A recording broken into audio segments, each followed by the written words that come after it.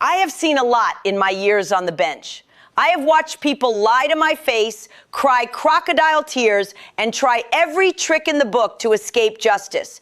But I have never, not once, in all my years wearing this robe, had someone point a loaded weapon at me in my own courtroom until the morning of February 13th, 2026, at exactly 10:17 a.m., when Police Chief Robert Morrison walked into my courtroom and made the biggest mistake of his entire life. You think you've heard wild courtroom stories before? Trust me, you haven't seen anything yet. Hit that subscribe button right now, because what I'm about to tell you is going to change the way you think about power, authority, and what happens when someone believes they're completely untouchable. This story went so viral that it made international news in 47 countries. The courtroom security footage has been viewed over 35 million times. Legal experts have analyzed every second, and the question everyone keeps asking is, how did a decorated police chief with 28 years of service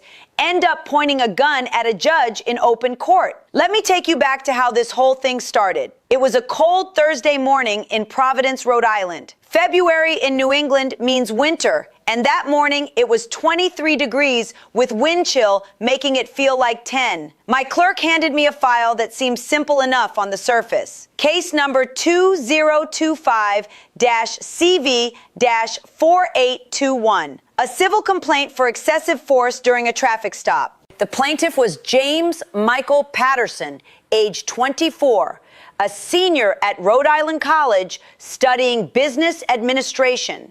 Clean record, no criminal history, not even a parking ticket beyond one citation from 2022 that he paid immediately. He lived with his grandmother, Sarah Patterson, in South Providence in a small two-bedroom apartment on Prairie Avenue. He worked part-time at Target, 25 hours a week, while carrying a full course load. His co-workers described him as reliable and polite. His professors said he was hardworking, the kind of student who showed up to every class and turned in every assignment on time. The defendant was Officer Derek James Morrison, age 32, Providence Police Department patrol officer, badge number 2847, 6 years on the force, solid record up until this incident, 23 commendations for good police work, 2 letters of appreciation from citizens. He'd made over 400 arrests in his 6 years. His personnel file showed no complaints, no excessive force allegations, no disciplinary actions. On paper, he was a good cop. But Derek Morrison had one very significant advantage that most police officers don't have. His father was Police Chief Robert Thomas Morrison, head of the Providence Police Department for the past 5 years. Chief Morrison was 56 years old. He'd started with Providence PD in 1997, right out of college with a criminal justice degree from Boston University. He worked patrol for 3 years, then made detective, spent 8 years in investigations, made sergeant in 2008, lieutenant in 2012, captain in 2016, and in January 2020, he was appointed chief of police, overseeing 478 sworn officers and 142 civilian employees. By all accounts, he ran a tight ship. Crime rates had dropped 14% during his tenure. Officer morale was high. The mayor praised him regularly. He'd won multiple awards from civic organizations. But success and power can do things to people. They can make you forget that the badge is supposed to be about service, not about being special. On November 8th, 2024, at approximately 9:47 p.m., James Patterson was driving home from his shift at Target. He was exhausted. He'd worked 8 hours after attending 3 classes. He just wanted to get home, eat something, maybe study for an hour, and go to bed. He was driving his 2012 Honda Civic south on Broad Street. The car was old but reliable. He'd bought it used for $4,800 2 years earlier, and he took care of it meticulously because he couldn't afford repairs. He was obeying all traffic laws, going exactly the speed limit, using turn signals, both hands on the wheel, because his grandmother had taught him to be extra careful when driving as a young black man. She'd given him the talk that so many black parents give their children. Keep your hands visible. Don't make sudden movements. Say yes, sir, and no, sir. Do everything they tell you. Don't give them any reason to escalate. At 9:47 p.m., Officer Derek Morrison, driving patrol car 847, pulled up behind James's Honda and activated his lights. Red and blue flashing in the rearview mirror. James's heart sank. He hadn't done anything wrong. He knew he hadn't. But when a cop pulls you over, you comply. You don't argue. You just do what they say and hope it goes smoothly. He pulled over immediately, put his car in park, turned off the engine, rolled down his window, put both hands on the steering wheel at 10 and 2, where they were clearly visible, exactly like his grandmother had taught him. Officer Derek Morrison approached the vehicle. According to the dash cam footage that would later be played in court, he was aggressive from the very start. His body language was hostile, his tone was confrontational, and his first words to James were not, "Good evening," or "License and registration, please." His first words were, "Do you know why I pulled you over, boy?" Boy. Not sir, not young man, boy. And anyone who's lived in America knows the historical weight of that word when a white police officer uses it to address a young black man. James stayed calm. He said, "No, sir, I don't. Was I speeding?" His voice was polite, respectful. His license and registration were already in his hand, ready. Officer Morrison shined his flashlight directly into James's face, blinding him. He said, "Don't ask me questions. I ask the questions. License and registration. Now." James handed them over. Morrison snatched them from his hand, went back to his patrol car, ran James's information. It came back clean. No warrants, no outstanding violations, nothing. Most traffic stops end there. The officer comes back, maybe gives a warning, maybe writes a ticket, and you go on your way. 5 minutes total. But that's not what happened. Officer Morrison came back to the vehicle and said, "Step out of the car." James said, "Sir, can I ask why? Did I do something wrong?" It was a reasonable question, the kind any citizen has the right to ask. But Officer Morrison didn't see it that way. He saw it as defiance, as disrespect, as a challenge to his authority. He yanked the car door open, grabbed James by his jacket, and physically pulled him out of the vehicle. James stumbled, tried to catch his balance, put his hands up to show he wasn't a threat. "I wasn't resisting," James would later testify. "I didn't fight back. I just tried not to fall." Officer Morrison spun James around and slammed him face first against the side of the Honda, hard. The impact was loud enough to be picked up clearly on the dash cam audio. You could hear James grunt in pain. You could see his head bounce off the car door. Then Officer Morrison grabbed James's arm, twisted it behind his back, and forced him down to the ground. The cold November pavement. James went down on his knees, then his stomach. Morrison put his knee on James's back between his shoulder blades and pressed down with his full body weight. "I can't breathe," James said. His voice was captured clearly on the dash cam audio. "Sir, please, I can't breathe. What did I do? Please just tell me what I did wrong."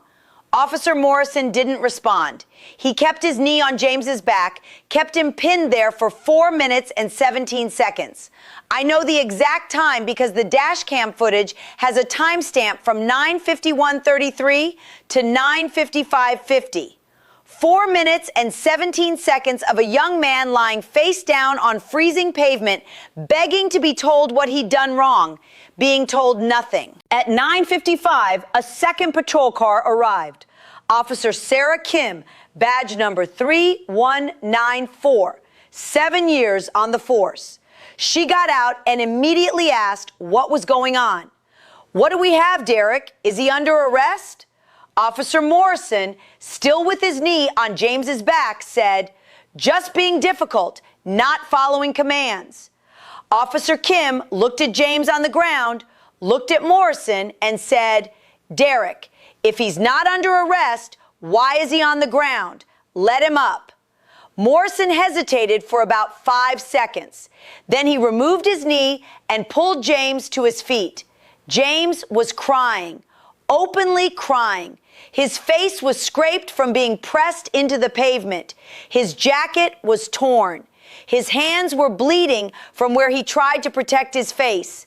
His ribs hurt so badly he could barely breathe. Officer Kim asked James if he needed medical attention. James said he thought his ribs were hurt, that it hurt to breathe. Kim immediately called for an ambulance. James was transported to Rhode Island Hospital. X-rays showed 2 bruised ribs, significant bruising across his back, multiple facial abrasions, and the ER doctor documented signs of psychological trauma in his report. Here's the kicker. James Patterson was never charged with anything. Not resisting arrest because he wasn't under arrest. Not assaulting an officer because he never touched Officer Morrison. Not even the broken taillight that Morrison would later claim was the reason for the stop. Because when James's car was examined the next day, all the lights were functioning perfectly. There was no legitimate reason for the stop. No legitimate reason for the use of force. No legitimate reason for any of it. If you're as fired up as I am right now, hit that subscribe button. This story is just getting started, and you do not want to miss what happens next. James's grandmother, Sarah, was a fighter. She'd raised James since he was 6 years old after his parents died in a car accident. She'd worked 2 jobs to keep him fed and clothed and in school, and she was not about to let what happened to her grandson go unanswered. She found a lawyer, Maria Rodriguez from Rhode Island Legal Services. Maria took cases like this because she believed in justice, not because they paid well. She believed someone needed to stand up for people who couldn't afford $500 an hour lawyers. They filed a civil complaint against Officer Derek Morrison for excessive force, violation of civil rights, assault and battery, and intentional infliction of emotional distress. They had the dash cam video. They had the hospital records. They had James's testimony and Officer Kim's report. It should have been straightforward, but there was a problem. Derek Morrison's father was the chief of police, and Chief Morrison was not about to let his son face consequences. The first indication came when Maria tried to take Officer Morrison's deposition. She scheduled it 3 times. All 3 times, Morrison's attorney canceled at the last minute. Scheduling conflict, client unavailable, need more time to prepare. Then Maria started getting phone calls. Not threats exactly, just suggestions. A senior partner at a big firm suggested maybe this case wasn't worth pursuing. A city councilman mentioned that making enemies of the police department could be bad for her career. Nothing direct, nothing you could prove. But the message was clear. Drop this case. Walk away. Maria Rodriguez didn't drop it. She pushed forward. She filed motions. She gathered evidence. She scheduled the case for trial. And that's how we ended up in my courtroom on February 13th, 2025. When Derek Morrison walked through those courtroom doors at 10:15 a.m., I could immediately see the confidence. He wore a suit, not expensive, but clean and pressed. He looked like a man who knew he was going to win. But Derek Morrison didn't come alone. Behind him walked his father, Chief Robert Morrison. And behind the chief walked 6 uniformed Providence police officers. Chief Morrison was wearing his full dress uniform. Not the standard duty uniform, but the formal dress blues reserved for ceremonies. Every medal pinned to his chest, every commendation ribbon displayed.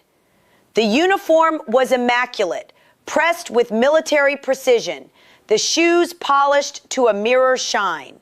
This wasn't a father supporting his son. This was a show of force.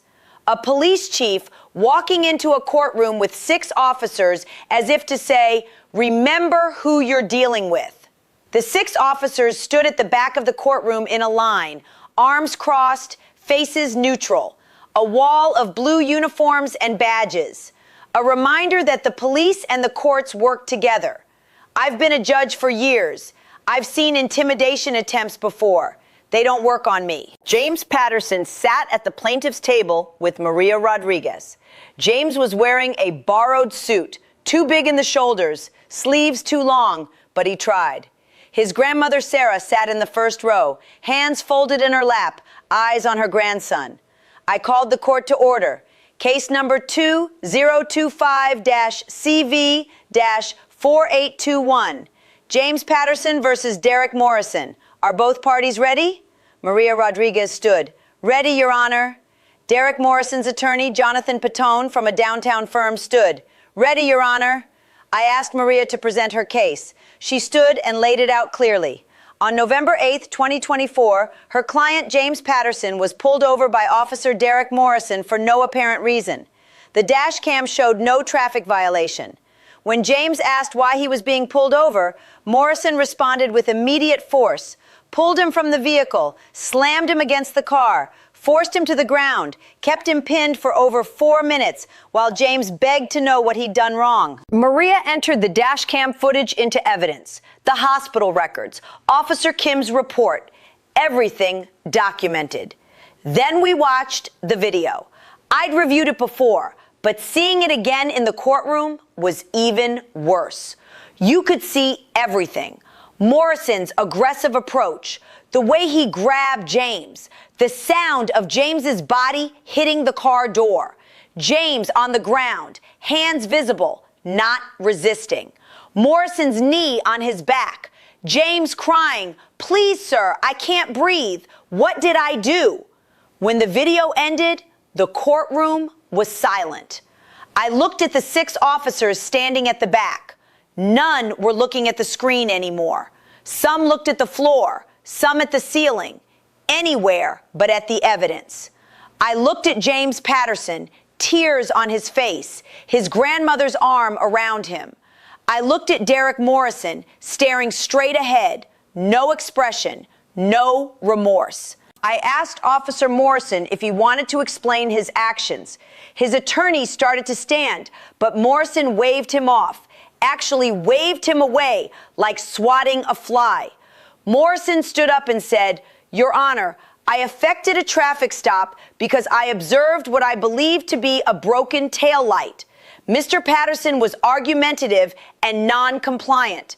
I used minimum necessary force to gain compliance and ensure officer safety. Everything I did was by the book."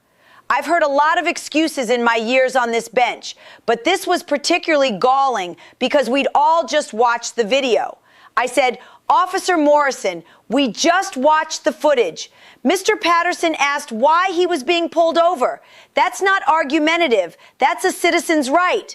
Morrison said, "Your Honor, with respect, you're not a police officer. You don't know what it's like. Split-second decisions. When a subject questions your authority, you have to establish control immediately, or the situation can escalate." Establish control by slamming a compliant citizen against his car? I did what I was trained to do. That's when Chief Robert Morrison stood up. He didn't wait to be recognized, didn't ask permission, just rose to his feet and started speaking. "Your Honor, I think there's context here that needs to be considered. My son has been a police officer for 6 years. He's made over 400 arrests. He's taken guns and drugs off the streets. He's received 23 commendations. He represents the best of what the Providence Police Department has to offer." I let him finish. Then I said, "Chief Morrison, I appreciate your son has a good record, but that's not what we're discussing. We're here about November 8th, and the evidence is clear." Chief Morrison's expression changed. The professional courtesy evaporated. What replaced it was harder, colder. "Your Honor, I think you need to understand something. The Providence Police Department and the court system have a relationship. We work together every day. My officers bring cases to your courts. They testify. They enforce your judgments. This system only works if there's mutual respect." The courtroom went quiet. Everyone understood. The chief of police was threatening a judge, politely, professionally, but threatening nonetheless. I said, "Chief Morrison, are you attempting to influence my decision in this case?" He smiled, not friendly. I'm not attempting anything, Judge Milian. I'm making sure you understand the bigger picture. My son is a good cop. If you rule against him, you're sending a message that officers can't do their jobs. That's going to have consequences for police-court relations, for public safety, for this community. I stood up. Chief Morrison, you are in contempt of court. You are attempting to intimidate this court. Sit down immediately or you will be removed from this courtroom. He didn't sit. He laughed. Removed by who? Your one bailiff? I have 6 officers here, my officers, who take orders from me. You think they're going to arrest their chief? Officer Marcus Thompson, my senior bailiff, a former Marine with 20 years in the Corps, moved forward, hand on his service weapon. But the math was clear. 1 bailiff versus 7 law enforcement officers. I said, Chief Morrison, this is your last warning. Sit down now or you will be placed under arrest. Chief Morrison took a step forward, closer to my bench. Or what, Judge? What are you going to do? You're just a judge. You deal with civil disputes. I run a department of 478 officers. I have the mayor's ear. The governor knows me by name.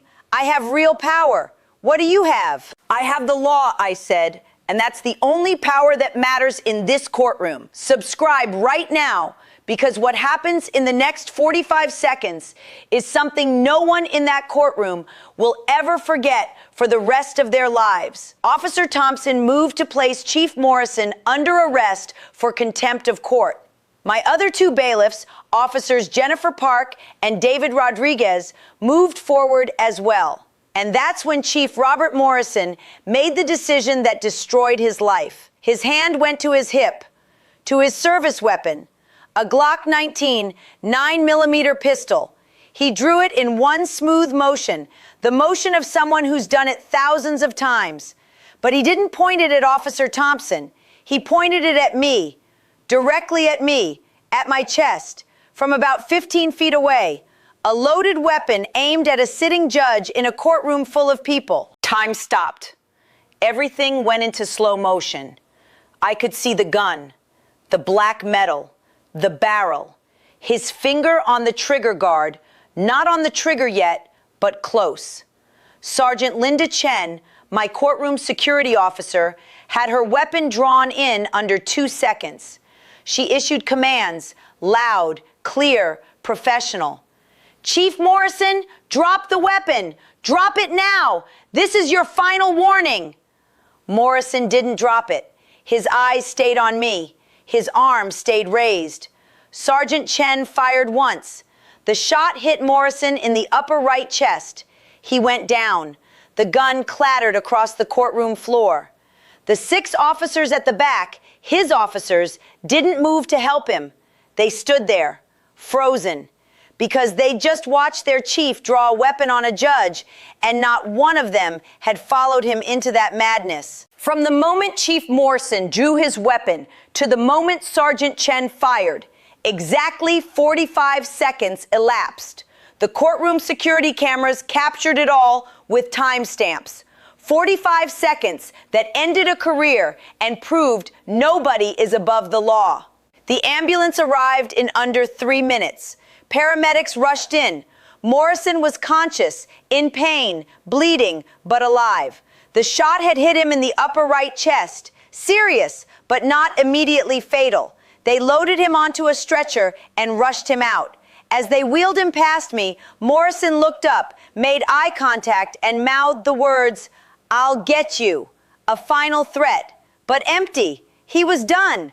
After the ambulance left, I called a 15-minute recess. I went to my chambers and finally let myself shake.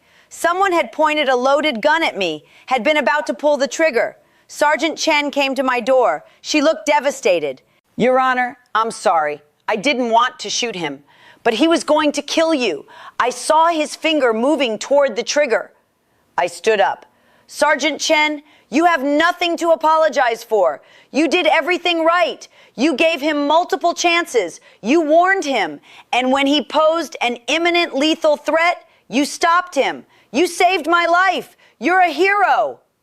After I composed myself, I returned to the courtroom. Media was already outside. Word had spread fast, but I had unfinished business. I called the case back to order. I entered a finding of liability against Officer Derek Morrison on all counts: excessive force, violation of civil rights, assault, and battery. I awarded James Patterson $3.2 million in damages. But more than that, I wanted to say something for the record. I said that James Patterson represented everything good about our community. A hardworking young man, going to school, working a job, trying to build a better life. A young man who did nothing wrong, broke no laws, threatened no one. I said that Officer Derek Morrison represented an abuse of power, using a badge not to protect, but to intimidate. And I said that Chief Robert Morrison represented the worst kind of corruption, a man who believed his position made him untouchable, who thought he could threaten his way out of accountability, who was willing to point a gun at a judge to protect his son from consequences. The aftermath was intense. Chief Morrison survived surgery and made a full physical recovery. He was charged with 14 federal felonies: assault on a judicial officer with a deadly weapon, attempted murder, witness intimidation, obstruction of justice. The list went on. His trial lasted 3 weeks. The courtroom video was played multiple times. 45 seconds of Morrison pointing a gun at a judge. The jury deliberated for 3 hours. Guilty on all counts. The federal judge sentenced him to 25 years in federal prison. He's 56 years old. He'll be 81 before he's eligible for parole. His pension was revoked. His law enforcement certification permanently stripped. He lost everything. Officer Derek Morrison was fired, lost his pension, was criminally charged for the assault on James Patterson, and received 3 years in prison. Sergeant Linda Chen was promoted to lieutenant, then to captain. She's being considered for chief when the current interim chief retires. She became a national figure, featured on 60 Minutes, called to testify before Congress about police accountability. And James Patterson graduated from Rhode Island College with honors. He used part of his settlement money to start a nonprofit called Justice for All Providence. It helps victims of police brutality navigate the legal system, provides support, resources, hope. He's doing good work. Here's what I know from my years on this bench. Justice isn't automatic. It doesn't just happen because we have laws and courts. Justice happens because people choose to make it happen. People like Sergeant Chin, who refuse to follow illegal orders, who choose law over loyalty, who risk everything to do what's right. People like Officer Thompson, who put their lives on the line to protect others. People like James Patterson, who refuse to let injustice go unanswered, who stand up even when it's scary. My father used to tell me that the courtroom is the last place where everyone is truly equal. In the rest of the world, money and power and connections can buy advantages. But in a courtroom, when you stand before justice, none of that matters. It's just you, the law, and the truth. I've spent my career trying to live up to that ideal. Cases like this remind me why it matters, why we can't make exceptions for people with badges or money or connections. Because the moment we start believing that some people deserve special treatment, we lose everything that makes justice meaningful. Chief Robert Morrison thought he was special. He thought his badge was a shield instead of a responsibility. He thought his connections would protect him. He thought he could threaten and intimidate his way out of consequences. He was wrong. His badge made him responsible, accountable, held to a higher standard. And when he violated that trust, the system responded exactly as it should. His own officers stood against him, chose justice over loyalty. That's what real police work looks like. That's what courage looks like. To anyone in law enforcement watching this, remember that your badge is a sacred trust. Your uniform represents something bigger than you. When you put it on, you're not just wearing cloth and metal. You're wearing the faith that society has placed in you. Use that power to protect, not intimidate, to serve, not threaten, to uphold the law, not place yourself above it. And when you see corruption, stand up against it, like Sergeant Chen did, like those 6 officers did, even when it's hard, even when it costs you. That's what real heroism looks like. Thank you for watching this story. If you believe in real justice, if you believe that courage and integrity still matter, then subscribe to this channel right now. Leave a comment below about a time when you saw someone stand up for what's right.